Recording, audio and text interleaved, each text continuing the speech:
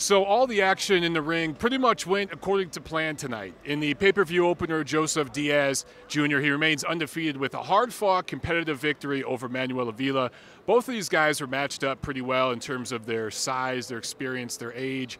But Diaz just a little bit better, has more levels to him. Won the decision. I thought the scorecards were a little too wide for my taste. I thought that Avila won a few rounds in there. But either way, Diaz clearly controlled the action, wins that fight, moves on to bigger and better things. You have to think he's in line for a title shot at the end of this year, maybe into next year. Then in the next fight, Lucas Matthysse, the machine, he looked really, really good. A lot of people were wondering how he'd look coming off that long layoff, the eye injury, all of that. I thought he looked sharp tonight. You know, a lot of people thought that Emmanuel Taylor, with his boxing skills, and he does have good boxing skills, could give Matthysse some problems. He just broke him down, beat him up, blooded him up, and in the middle rounds dropped him. I think he trapped him up on the ropes. I think he landed a good left hook, but it was an uppercut.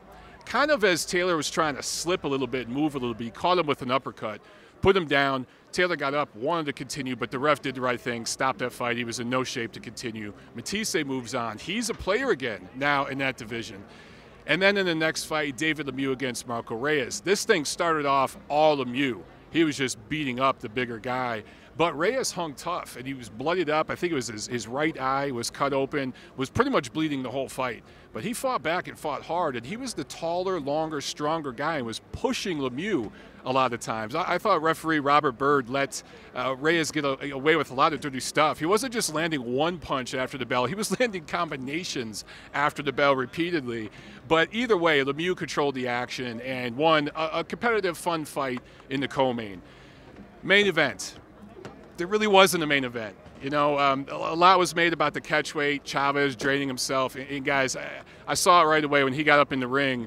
You know, he made weight with half a pound to spare yesterday at the weigh-in. When he got in the ring tonight, he was dry. He was as dry as a corpse.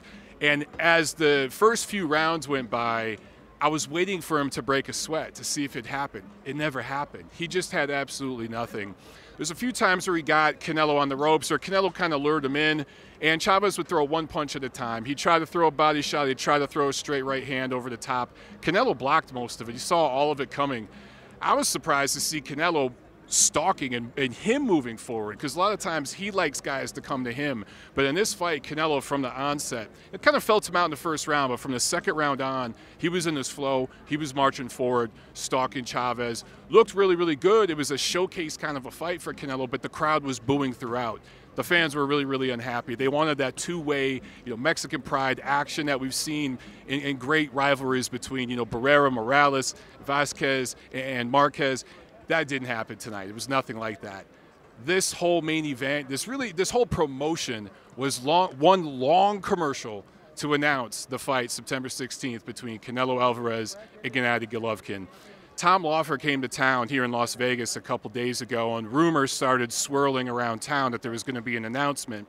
But Gennady Golovkin didn't show up until today. He flew into town today. He was seated beside the ring during the fight, and after the fight, Max Kellerman of HBO jumped in the ring and interviewed the two main event fighters. After he got done talking to Canelo, he said, "I heard there's an announcement." And all of a sudden, the Jumbotron up there went dark, all the lights went dark, and they started playing Golovkin's song, the White Stripes song, Seven Nation Army, and they blasted the Kazakhstan flag up on the Jumbotron. And Golovkin kind of marched up into the ring. He was doing a little shadow boxing. He was kind of dancing, having fun with it, dressed up in a suit, looking real businesslike. Got up in the ring, and him and Canelo officially announced their fight, September 16th. It's going to be here at T-Mobile. So, look, Canelo fans have put up with a lot the last couple years, right? You had Amir Khan, you had Liam Smith, you had a really, really drained, well past his best, if he ever had a best, Julio Cesar Chavez Jr. They've paid for a lot of one-sided undercards or one-sided pay-per-views with lackluster undercards. Finally, the big event that fans have wanted is happening. It's a done deal, September 16th. So, man, that's the one. That's the fight that had to happen this year. 2017 is off to an amazing start. We had a great first quarter. We've got the Kovalev-Ward rematch happening next month, right, to round out the first half of the year. But that big fight that we needed in the second half to really top off 2017 was Canelo-Golovkin, and now we have it.